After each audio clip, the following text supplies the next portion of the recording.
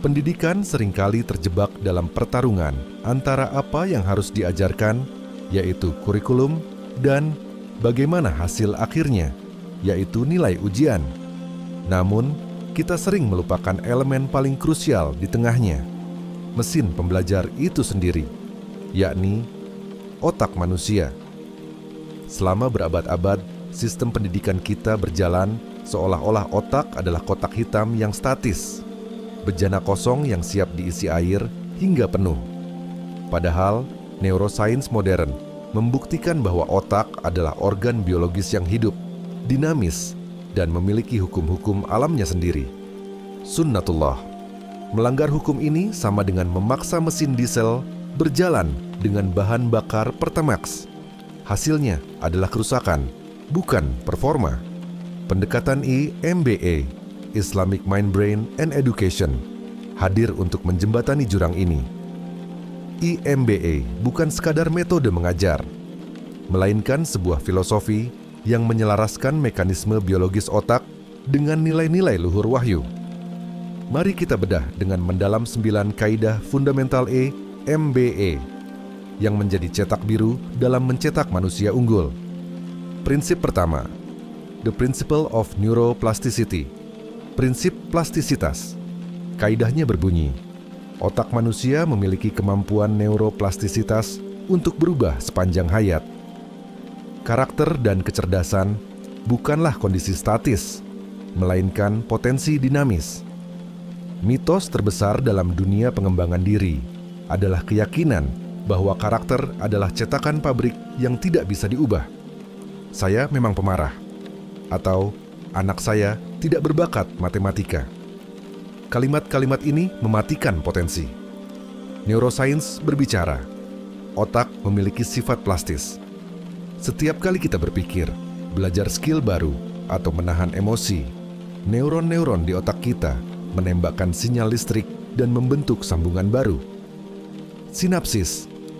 Melalui proses yang disebut myelination, jalur saraf yang sering digunakan akan dilapisi lemak, mielin, mengubah jalan setapak, yang lambat menjadi jalan tol, informasi yang super cepat. Perspektif IMBA. Ini adalah bukti biologis dari konsep taubat. Jika otak itu permanen seperti batu, maka perintah Allah untuk berubah menjadi lebih baik adalah perintah yang mustahil. Neuroplastisitas adalah rahmat Allah yang menegaskan bahwa pintu perubahan selalu terbuka bagi siapa saja yang mau bermujahadah. Prinsip kedua, the principle of emotional safety, prinsip keamanan emosi. Kaidahnya berbunyi, kestabilan sistem emosi, limbic system, adalah fondasi fundamental bagi optimalnya fungsi logika dan nalar, prefrontal cortex. Pernahkah Anda melihat seorang anak yang cerdas tiba-tiba buntu saat dibentak gurunya? Itu bukan karena dia bodoh, tapi karena otaknya sedang dalam mode bertahan hidup.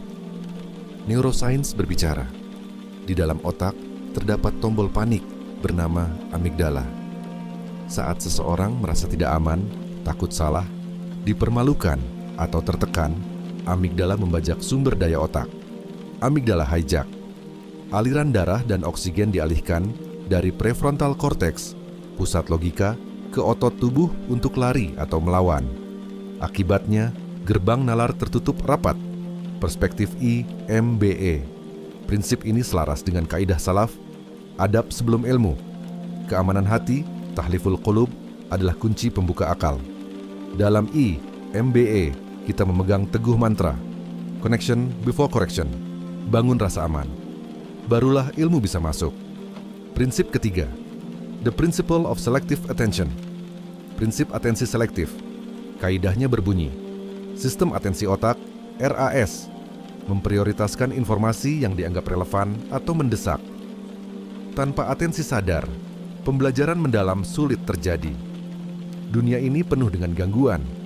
Agar tidak gila, otak manusia berevolusi menjadi penyaring yang sangat ketat. Ia buta terhadap 99% informasi dan hanya melihat apa yang ia cari. Neuroscience berbicara. Filter ini disebut reticular Activating System (RAS) yang terletak di batang otak. RAS bekerja seperti algoritma media sosial di kepala Anda. Ia hanya meloloskan informasi yang sesuai dengan keyword yang Anda masukkan. Jika Anda tidak memiliki tujuan belajar, materi guru hanya akan dianggap sebagai kebisingan latar belakang. Perspektif IMBE. Inilah mengapa Islam sangat menekankan niat. Innamal amalu binniyat. Niat bukan sekadar mantra ibadah, melainkan instruksi pemrograman bagi RAS. Niat yang kuat dan spesifik memaksa otak untuk fokus dan menyerap hikmah, bahkan dari kejadian sederhana sekalipun. Prinsip keempat, the principle of cognitive capacity. Prinsip kapasitas kognitif. Kaidahnya berbunyi, pemrosesan informasi baru dibatasi oleh kapasitas biologis memori kerja. Beban kognitif berlebih akan menghambat pemahaman dan penyimpanan memori. Salah satu dosa besar dalam pendidikan adalah cognitive overload. Memaksa murid menelan terlalu banyak informasi dalam satu waktu. Neuroscience berbicara, memori kerja manusia memiliki kapasitas yang sangat kecil. Ibarat botol berleher sempit, ia hanya bisa menampung 3-5 potong informasi sekaligus. Jika dituangi lebih dari itu, informasi akan tumpah. Otak akan mengalami kelelahan ekstrem. Perspektif IMBE. Allah berfirman, La yukallifullahu nafsan illa wus'aha. Allah tidak membebani seseorang, melainkan sesuai kesanggupannya. Pendidik IMBE meniru metode Rasulullah Shallallahu Alaihi Wasallam yang sering berbicara ringkas, jawami'ul kalim, dan mengulang poin penting 3 kali. Kami menyederhanakan materi bukan untuk menurunkan standar, tapi untuk menghormati kapasitas biologis akal. Prinsip kelima, the principle of gradual consolidation. Prinsip konsolidasi bertahap. Kaidahnya berbunyi, ingatan jangka panjang terbentuk secara optimal melalui pengulangan berjarak dan waktu jeda, bukan melalui pemadatan informasi instan. Sistem kebut semalam, SKS, mungkin bisa membantu Anda lulus ujian besok pagi. Tapi ilmu itu akan hilang lusa. Itu adalah ilusi kompetensi.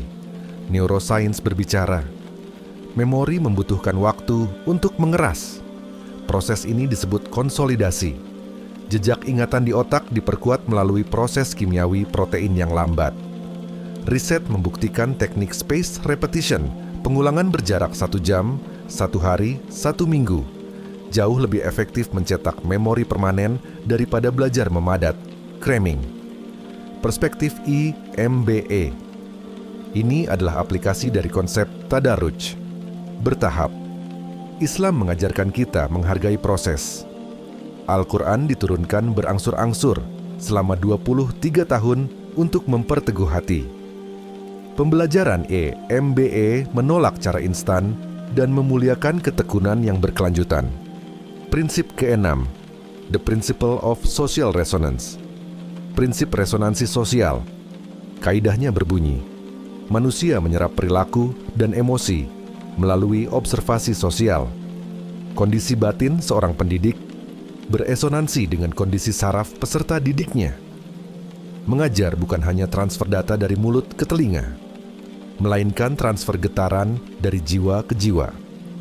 Neuroscience berbicara, otak manusia dilengkapi dengan mirror neurons, saraf cermin. Sel ini memungkinkan kita meniru emosi dan perilaku orang lain secara nirkabel. Jika guru stres, murid ikut gelisah. Jika guru antusias, murid ikut bersemangat. Emosi itu menular.